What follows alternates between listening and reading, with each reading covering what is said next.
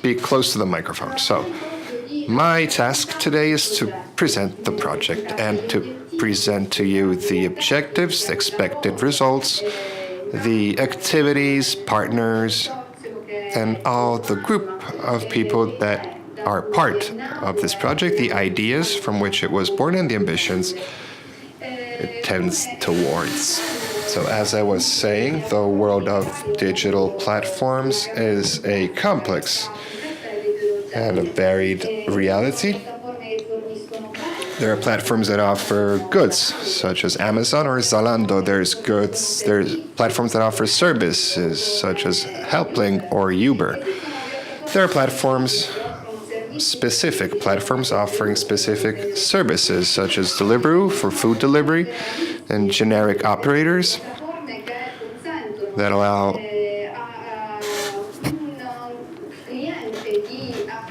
customers to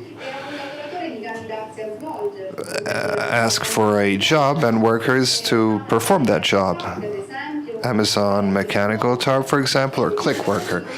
There are jobs with various degrees of complexity, manual jobs for monotonous, repetitive activities, while other jobs require a very high level of skills. And on one hand, we can have the transcription of an audio or a video. On the other hand, maybe developing a marketing campaign.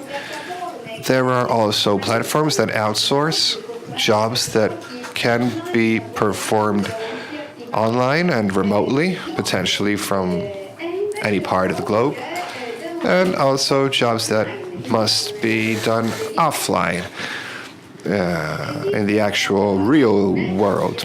There are methods to assign jobs and to pay for these jobs that are very different.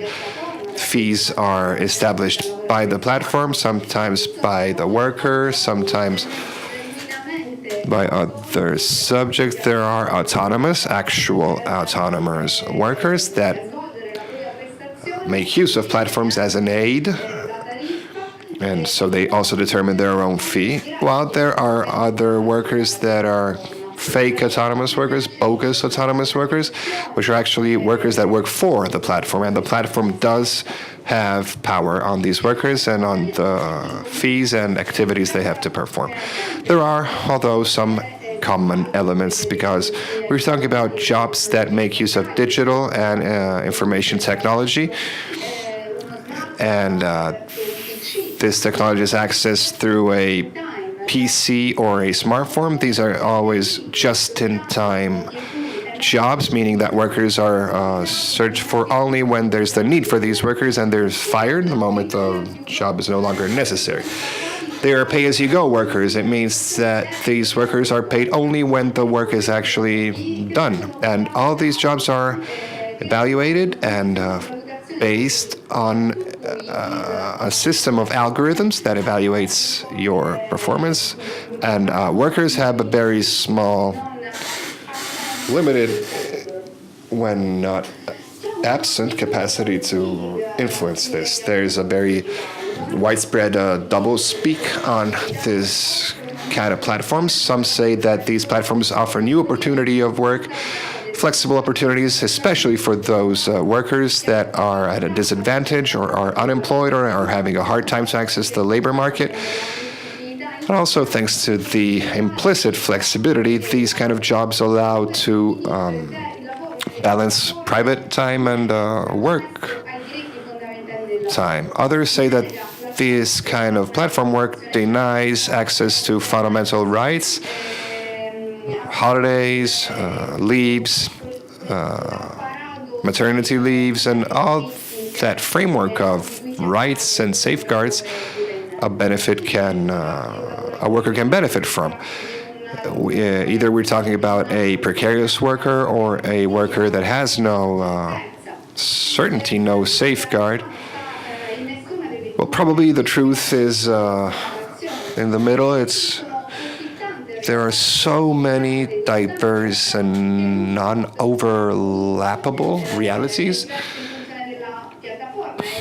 things change depending on the kind of platform, on the kind of worker himself. But what must be clear is that regardless of the motivations and that bring the individual to subscribe to a platform and look for a job on this platform, so regardless of the status of the worker, be it him an autonomous worker or an employed worker, and regardless also of the frequency and continuity of the job activity being offered, if it is a job, then this must be characterized by a framework of rules, rights, and safeguards that must guarantee the involved workers.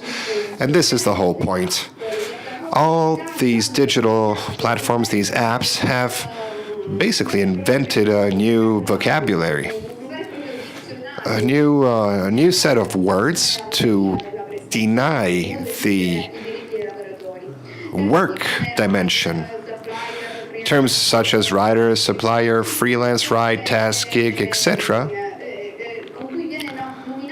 So all these terms with which workers are being defined, they're never called workers. They're always called riders, freelancer, terms such as activating or deactivating account and never hiring or firing. They say work with and never work for. They use fee and not salary. They use the term unavailability instead of sickness leave.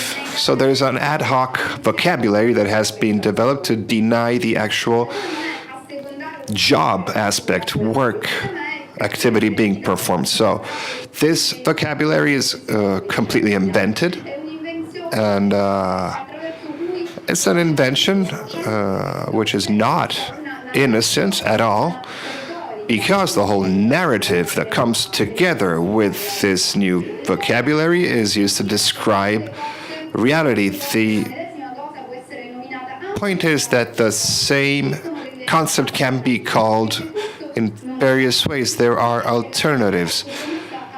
And if this is not true, then it means that this new vocabulary has become mainstream. It has entered the collective consciousness, and no one can go against it. So when we ourselves talk about gig economy, we're contributing to this narrative, and we're contributing to the concept of saying that it's not a true job. Gig in English means like a musical performance, like a game, like a one-off concert. It evokes an activity that's halfway between an actual job and a hobby.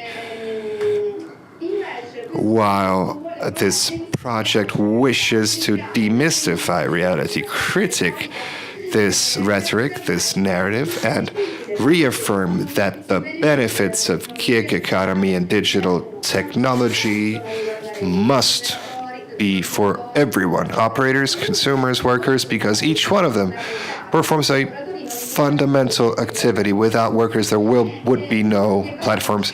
And this role must be recognized, and therefore there is no incompatibility between flexibility of jobs and legal and contract protection of workers. So as I was saying earlier, we tried to limit the field of this project. So our focus are specific platforms that operate in specific segments of the economy that have been observed and analyzed from a supply chain point of view, trying to understand the links that these companies have with the companies that are part of the traditional economy. Companies that very often outsource to platforms some of their services, and by outsourcing these services, they reduce their responsibility and the importance of the workers of these platforms themselves. Let's think about IKEA that acquired TaskCredit for the implementing of furniture in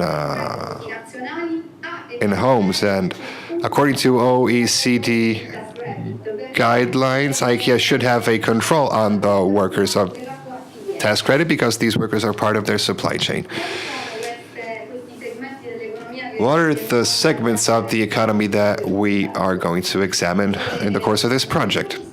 Our focus is food, therefore the commerce, supply chain, delivery of food to people at home. There are companies that are developing these services, such as Carrefour, France and Belgium. And these companies are right besides other platforms as My Supermarket, Amazon Grocery, that perform these services on behalf of other operators of the great distribution. My Supermarket, for example, works for Tesco, Sainsbury, and so on. The collective catering supply chain as well is going to be our focus. So delivery of food to cafes, restaurants, bars, pubs, houses, and offices such as Foodora, Just Eat, Deliveroo, Uber, Amazon Food, and so on, but also platforms that offer workers to restaurants such as Chabber.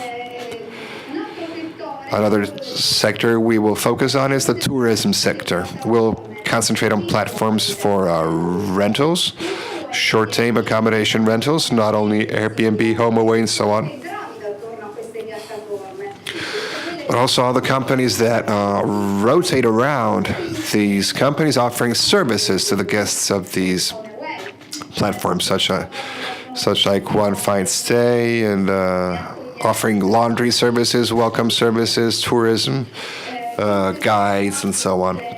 And we'll also concentrate on platforms that offer hotel booking or flight booking services, such as Booking or Expedia or eDreams and so on. And lastly, we will have concentrate on the domestic work sector.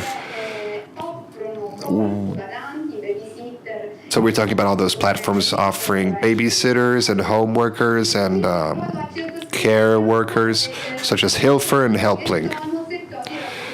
So we will start from sectors that are traditionally represented by field camps, but these sectors also cross with other sectors and other categories.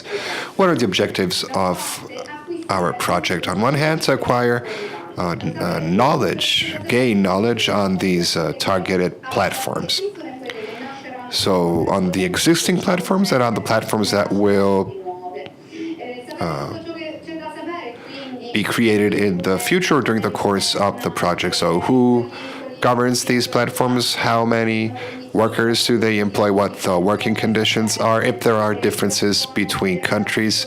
What are the business relations between these platforms? So everything there is to know. And also examine the legal framework from a European and international point of view to understand if it is appropriate to regulate the world of platforms, and also consider all the legal cases that court cases that often are more advanced than legal experts, and also understand if the structures and the tools of collective representations can be appropriate and functional to recognize rights and safeguards and if these information, consultation, and participation structures and the collective bargaining structures are functional.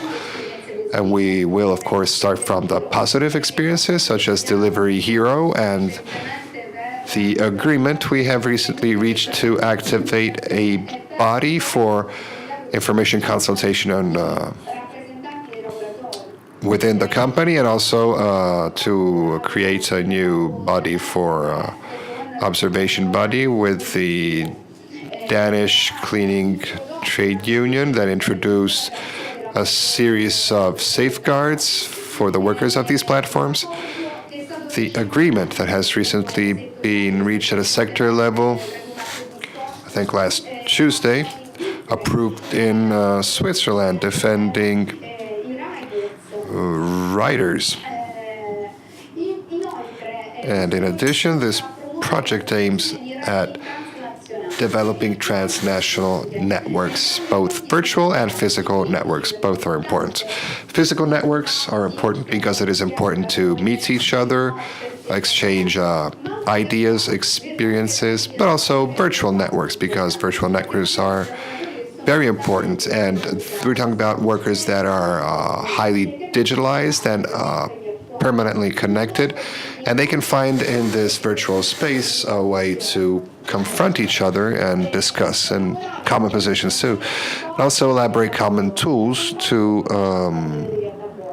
so that can be useful when discussing with the management of these companies, and also develop practical tools thanks to which workers can be informed and trained on the tools that they can use and what kind of use these tools can be used for. What are the activities? There's going to be various phases. A preparation phase that starts today and will go on until June 2019. The implementation phase, that's the heart of the project, that will go on from July 2019 to April 2020. A follow-up phase that is also very important and will take place because it will prepare the conditions thanks to which the project will survive also after the end of the project. A dissemination phase that will go on for the whole length of the project, and a reporting phase. That's very, very important because it is fundamental to actually write a report and justify the funding of the European Union. And also, it is important to explain to all the partners that are taking part in this project and that maybe in the future will cooperate with us, so we have to explain to them what we're doing. I'm not going to discuss all the phases, but I'm going to concentrate on the three central phases. The first one is the implementation phase. This phase will be based on two pillars. First, a survey on target digital platforms, so ownership, control structure, shareholders, and let's think about Delivery Hero. Delivery Hero sold Foodora to Global, and so there's a link between all these digital companies. What the subsidiary companies, so also from a geographical point of view, the business relations, what are the main competitors, what's the status of workers, and what are the geographic characteristics. For example, I'm talking about Foodora and Delivery Hero once again because these are two companies I know very well since I discussed and reached an agreement with them at a European level. Foodora, for example, has never recognized workers and workers as workers. In Germany, in Sweden, in Norway, in Finland, they do recognize the employer-employee nature of this work. Working conditions too. So how many workers, what are the working conditions, what kind of rights do they benefit from, what's the source of these rights, and so on. All the experiences of collective bargaining at a local level, national level, or transnational level. Mechanisms for whistleblowing and complaint management. What's the legal framework and what the affiliations to national and European associations are, because of course these platforms are part of larger European associations. Let's think about European holiday home associations or the European Technology Travel Services Association. These are European level employer associations. We have the equivalents at a national level as well.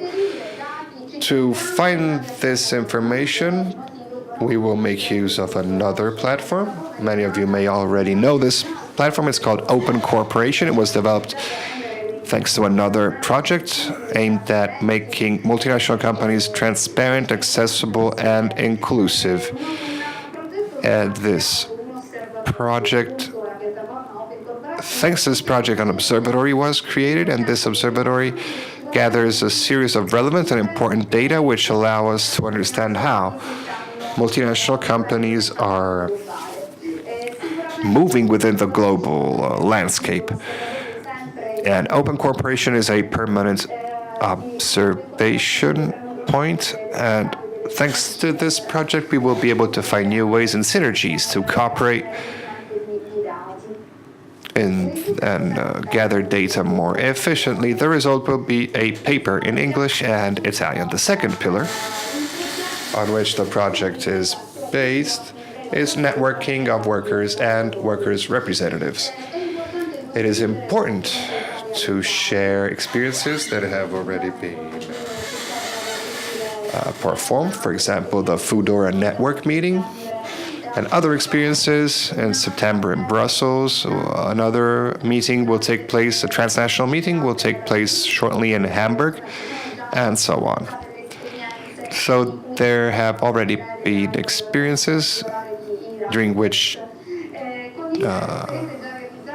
there were attempts to create networks between workers. There have also been virtual experiences. There's this experience of virtual CrowdWatch that was born thanks to an initiative of EG Metall, the German trade union, and thanks to this initiative, workers were able to express their opinion on working conditions and platforms they're working for, and also receive a first legal counseling service.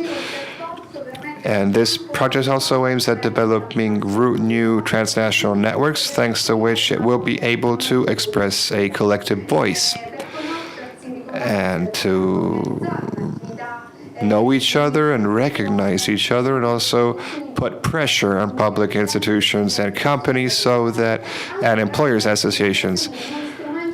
Also thanks to the experimentation of new tools that can help workers to build networks between each other. So we must update the tools of collective representation and bargaining to the modern platforms. Let's think about collective bargaining. There are topics that are typical of collective bargaining that are fine for every kind of workers. So we're talking about salary, leaves, and holidays. But there are some topics that are specific to platform workers, and such as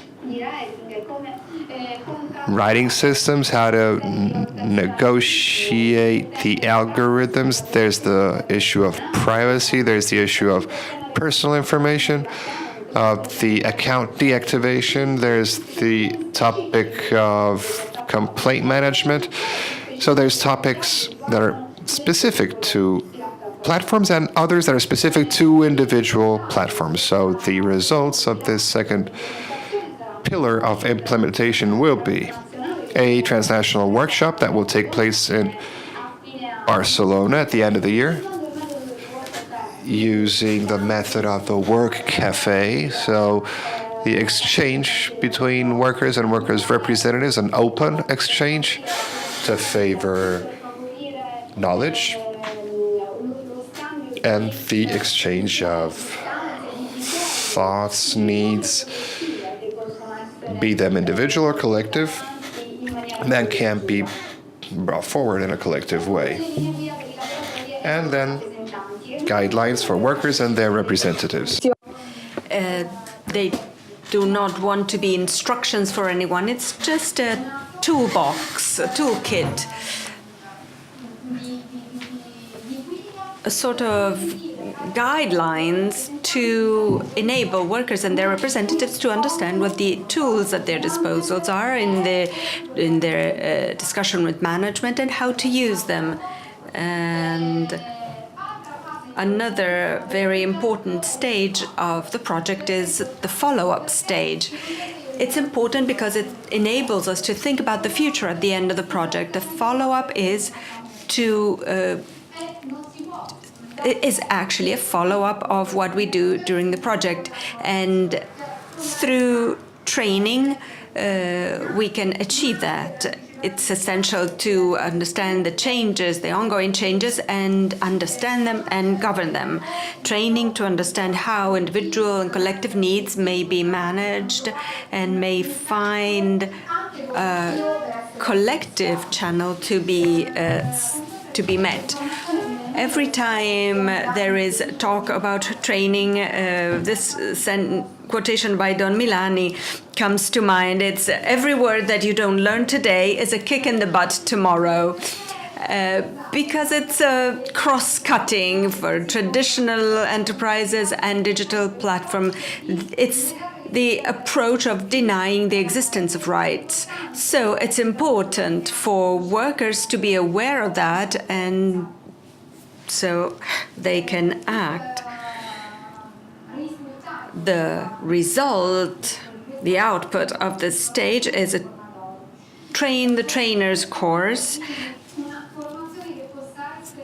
namely training that can be disseminated as much as possible throughout European territories and outside them. This training will be carried out at the ITUH in Brussels. It will be replicable because all the modules for the training course and the teaching material will be freely available on the project's website. The dissemination phase is important as well, not just to have the project marketing, and it's not important only to disseminate the activities of the project and the outcomes of the project, but also to operate in two fronts. First of all, trade union organizations, so that they can understand the need to create representation and organize platform workers, also revolutionizing their own MO, their own modus operandi, exploring new platforms, new languages, new approaches, and new contents. And on the other hand, to leverage the platform operators themselves, so that the importance of resorting to trade unions may emerge, and hence the importance of collaboration with national trade unions and transnational trade unions. We talk about multinational platforms operating throughout the globe, so it's important to build transnational and transsectoral networks. The goals of this stage and the outcomes of this stage are a logo and a slogan to improve communication of the project and the goals of the project, a website, and it's currently being built, gigeconomy.opencorporation.com, and so we will use the Open Corporation domain. Articles and notes on social medias and also on traditional media, a European conference, and we will gather together national, European, global trade union organizations, European and institutions, and the management of digital enterprises and traditional enterprises and the workers themselves, and then a meeting with employers associations and platforms to start making claims with them, a meeting with the presidency of the EU Council that will be chaired by Finland. PAM is the trade union in Finland, and it's a project partner, and they will help us to discuss with the European Council when they are president in office of the European Council. And this is the provisional calendar. This is the kickoff meeting today, and we share the goals of the project, the objectives, the methodology for research, target groups, etc. In September, there will be a second pilot committee meeting where the first results of the survey on target platforms will be discussed, and there's going to be a meeting with the delegation of the Finnish presidency of the EU Council. In November in Barcelona, there's going to be a workshop with the workers in the platforms, and the third pilot committee meeting with a summary of what will come out of the workshops to try and provide some guidelines to our outside experts on the involvement of workers, on how to translate what emerged during the workshop into practical guidelines. The Stefania, perhaps Helsinki is going to be in July. No, it's going to be in September. because the Finnish partner asked us to delay the meeting for a few months, and the date is still to be defined. Nobody is working in July. The Finnish presidency is in the second half of the year, so the pilot committee in Sofia, where these guidelines are going to be discussed before they're finalized. Then there's going to be a conference where the results of the project will be presented in Brussels or Paris in cooperation with the French partners. And the fifth pilot committee meeting, where the training course will be prepared, and then the training course will take place in October in 2020 in Brussels. And the sixth pilot committee meeting to evaluate the project and to identify pathways to follow up the project. As Gabriele was saying, all these meetings and these events, and those who will participate will have the possibility to use the babysitting service. This is because we want to favor the participation for those who could not move without their children going with them. Another important thing, all these meetings, these events will refer to a checklist of tricks, so to speak, to make meetings accessible to all, even to those who have special temporary or permanent special needs and accessibility needs that are going to be sustainable and low environmental impact. This checklist was elaborated in the open cooperation project I was talking to you about earlier. The consortium, what are the organizations that are on board today? So who are our travel companions? First of all, an international consortium. It's an international consortium because platforms are international and there can only be an international approach. We have global trade union organizations. We have UNI Global Union, IUF, and domestic workers. All the sectors that we want to be represented in the project. European Trade Union Federations, Europe, EFAT, and the ETUC is going to be part of the project. We will have the contribution of the Foodora Works Council, the Foodora and the parent company of Foodora, and also other Groupama. And then we will have the collaboration of Philcams and 3F and the French trade union Force Ouvrière, PAM, the Finnish trade union, the Nordisk Union for Tourism, Comisiones Obreras from Catalonia, and then we have VIMOS, an employers association related to tourism that will help us involve employers associations. The project will receive the contribution of the IRES Emilia-Romagna Research Institute. We have with them a consolidated relationship of studies and research, and BETCO Bulgaria collaboration. BETCO Bulgaria is a training union. We have 2 years for the project, and during the course of these 2 years, the world will change. New digital platforms will arise. We don't know whether there will be a more stringent regulation for them. We don't know what the legal cases and lawsuits will be.